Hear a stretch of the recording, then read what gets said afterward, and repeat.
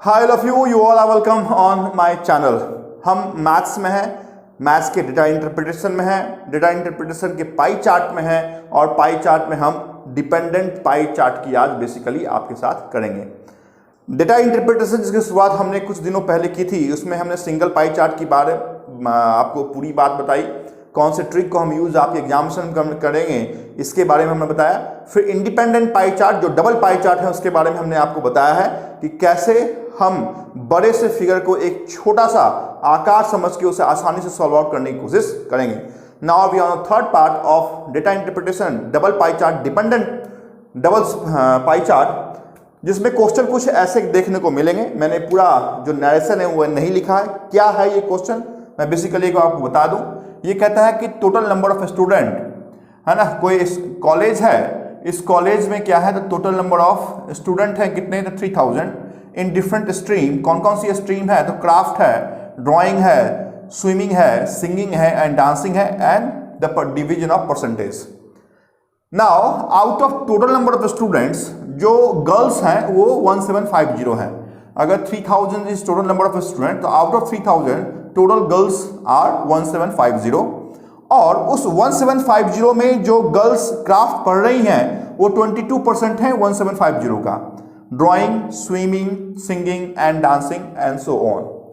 तो ऐसे जो क्वेश्चन होंगे, तो इससे पहले वाली आपकी जो क्लास थी उसमें इंडिपेंडेंट था, जिसमें एक सर्कल एक पाई आपके 2001 के बारे में बता रहा था, दूसरा सर्कल 2002 के बारे में बता रहा था, आपस में कोई भी कनेक्शन नहीं था।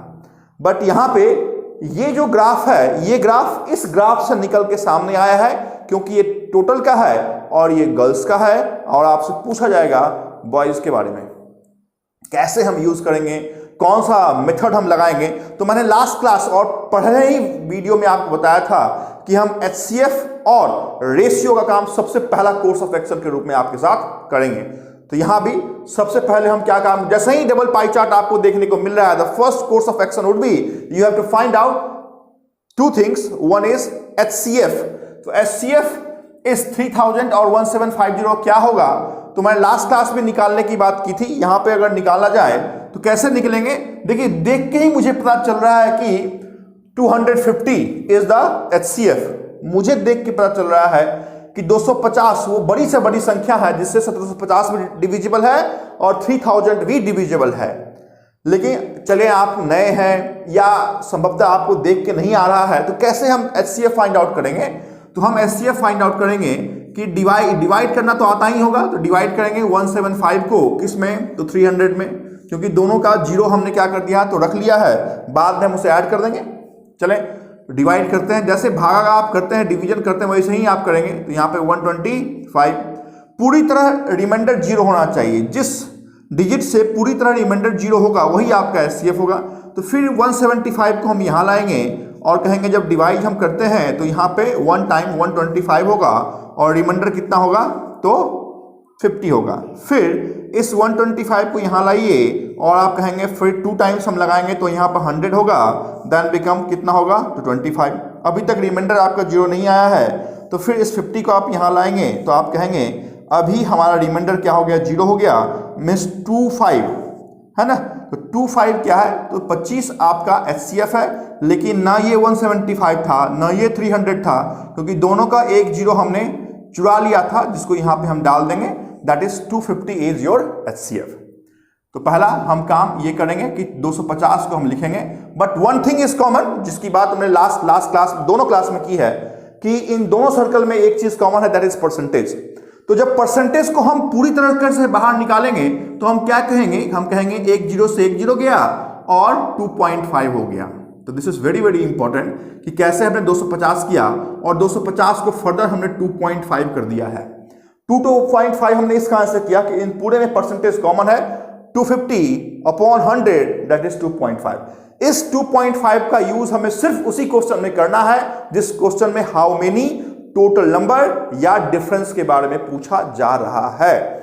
बातें बार बार मैं रिपीट कर रहा हूं क्योंकि यही वो फैक्ट है, यही वो क्लू है, यही वो तरीके हैं जो आपको आपके डबल पाई चार्ट को सॉल्व करने में बहुत हेल्प कर गया।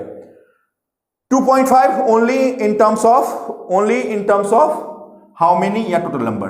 अभी इस दोनों का रेशियो आपको निकालना, तो फटाफट रेशियो निकालिए। आप कहेंगे सर इस जीरो से इस जीरो को हटा देते हैं, और 25 से आप अगर डिडक्ट करेंगे तो क्या कहेंगे कि 7 टाइम्स, और यहां पे क्या करेंगे आप 12 टाइम्स, है ना। तो यही 3 कोर्स ऑफ एक्शन आपको करना है। One is ratio 3000 is to 1750 का जो रेशियो है वो 12:7 है, और ये क्या हो गया 2.5 is your HCF। Clear? I hope कि यहां तक कोई दिक्कत आपको नहीं होगा। ये काम मैक्सिमम 10 सेकंड में आपको करना है। जब आप ये काम कर लेंगे तो देखें क्वेश्चन कैसे आसान होता है, कैसे आसानी से क्वेश्चन के आंसर आप फाइंड आउट कर सकते हैं। तो चलेंगे हम फर्स्ट क्वेश्चन की ओर, और एक बार आप खुद से भी ये निकाल के जरूर देखें कि आप 250 या फिर 2.5 तक पहुंच पा रहे हैं या नहीं, क्योंकि यही बहुत इंपॉर्टेंट क्लू है। चले फर्स्ट क्वेश्चन मैं लिखता हूं आपके लिए। क्वेश्चन क्या है? First question, the number of girls enrolled in dancing is what percent of। देखिए यहां पे what परसेंट पूछ रहा है, तो परसेंटेज में हम क्या करते हैं, तो 2.5 का यूज करते नहीं। जो लास्ट वीडियो में आपने देखा होगा what percent of total number of students. एक बार हम देखेंगे अपने मैनुअल मेथड से कि हमारा आंसर क्या आ रहा है, फिर हम देखेंगे अपने उस तरीके से जो तरीका आपको अपने एग्जाम में यूज करना है। क्वेश्चन एक बार ठीक से देखें।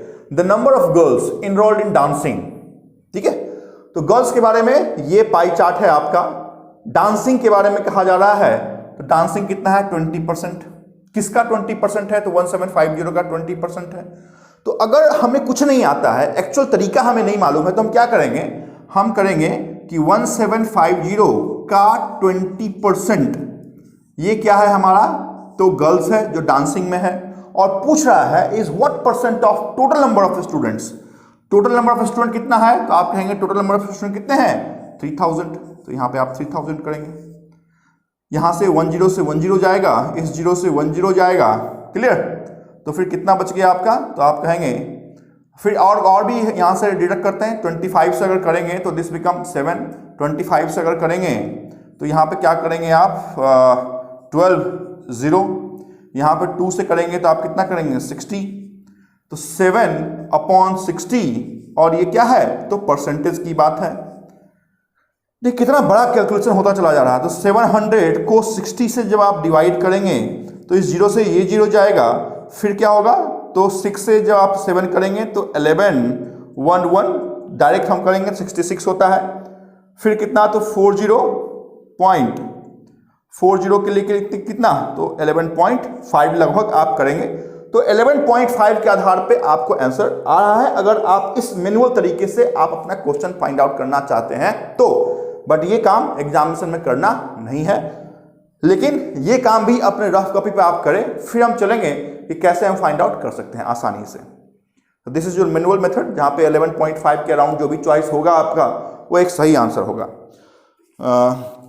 11.5 या 11.6 ले लें, क्योंकि एक्चुअल में 11.6 के अराउंड आ रहा है आपका, तो उस हिसाब से आप ले सकते हैं। कहने का मतलब ये है कि नन ऑफ दीज अगर नहीं है तो 11.5 के अराउंड जो भी आंसर होगा that would be your right answer. Clear? लेकिन बनाना हमें कैसे है, तो देखें अभी एक्चुअल हमें कैसे बनाना है। कहता है number of girls enrolled in dancing. Clear? तो डांसिंग में कितना है 20 किसका है ये, तो ये जो 20 है वो 7 का है। ना हम परसेंट को भी लेंगे ना ही 175 को लेंगे, तो कहेंगे 20/7। उसके बाद क्या करेंगे, तो total number of student, total कितने हैं, तो हमारे 12 हैं, तो 12 हम करेंगे। और परसेंटेज की बात पूछी जा रही है, परसेंटेज हम कर देंगे। करें इसको आप, देखिए क्या करते हैं, तो यहाँ पर 10 और यहाँ पे कितना 6। क्लियर?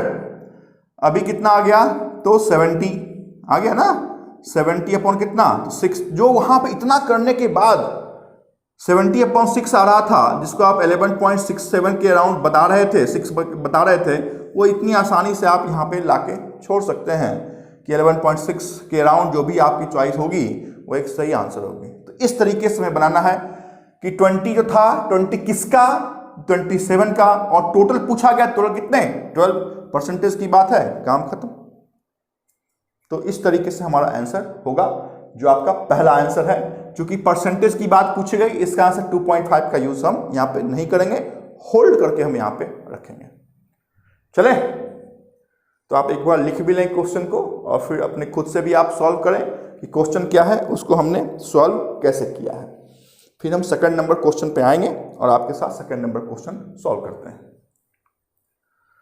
आसान सा क्वेश्चन होता है, सिर्फ देखने में कॉम्प्लिकेशन ज्यादा लगते हैं कि दो पाई चार्ट है, हो सकता है कहीं कैलकुलेशन में ना फंस जाए।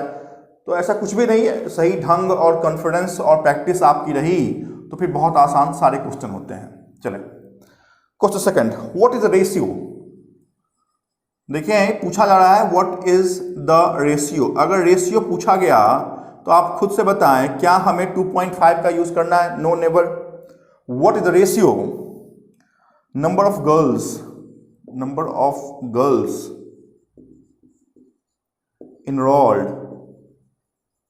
enrolled in swimming to number of boys enrolled in swimming। Clear? Question दिया हुआ किस में है? तो क्वेश्चन दिया हुआ सिर्फ गर्ल्स में है और टोटल में है, और जो रेशियो पूछा जा रहा है वो किसका पूछा जा रहा है? तो बॉयज का पूछा जा रहा है। किससे? तो गर्ल्स से। कोई बात नहीं, बॉयज का निकालें कैसे? तो टोटल में से जब गर्ल्स को हम माइनस करेंगे तभी तो बॉयज आएगा आपका। जो क्वेश्चन कहा है वो पहले काम करें। What is the ratio, number of girls enrolled in swimming. तो पहले यहीं पे काम करते हैं कि स्विमिंग में कितना है, तो 14। किसका 14? तो 7 का। तो आप कहेंगे गर्ल्स इनरोल्ड इन स्विमिंग कितना है, तो 14 मल्टीप्लाई बाय 7। क्लियर? कितना आ गया? 98।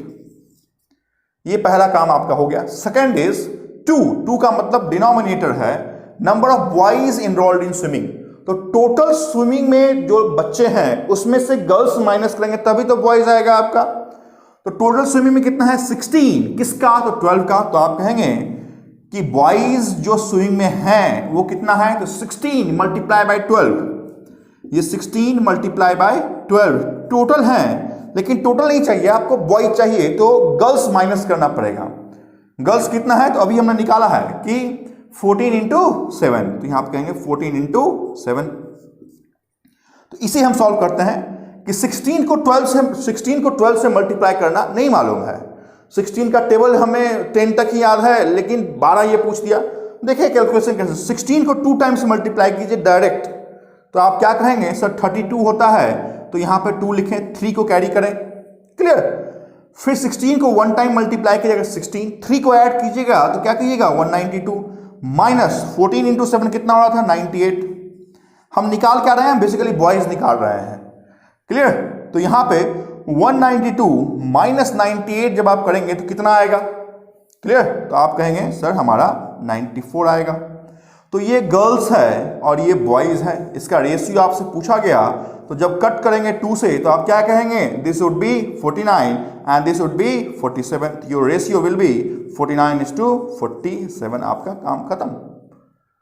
कितना आसान है, देखें अभी इस बड़े से क्वेश्चन का आंसर हमने कितनी आसानी से निकाला है। सिर्फ इतना ध्यान रखें, जब टोटल में से आपको एक पर्टिकुलर घटाना है तो उस कंडीशन में करना क्या है। सपोज ये पूरा जो पाई है वो बॉयज का दिया होता और गर्ल्स का पूछा जाता, तो टोटल माइनस बॉयज तो गर्ल्स आता, लेकिन यहाँ पे बॉयज पूछा गया है और गर्ल्स दिया गया है, तो total minus girl that is boys. तो ये टोटल था स्विमिंग में, ये टोटल है girls, total minus girl that is boys. ये गर्ल्स तो ऑलरेडी थी, ये boys, ratio become 49:47 that and. जिस ऑप्शन में आपको ये दिखेगा उस ऑप्शन पे आप टिक मार्क कर सकते हैं। आसान संभवतः आपको लगना चाहिए, है ना, तभी लगेगा जब आप कुछ क्वेश्चन आसानी से मेरे द्वारा बताए हुए तरीके पे आप सॉल्व करेंगे। 3-4 तो क्वेश्चन नंबर 3 देखें, कह रहा है what is the approx % of boys in the school.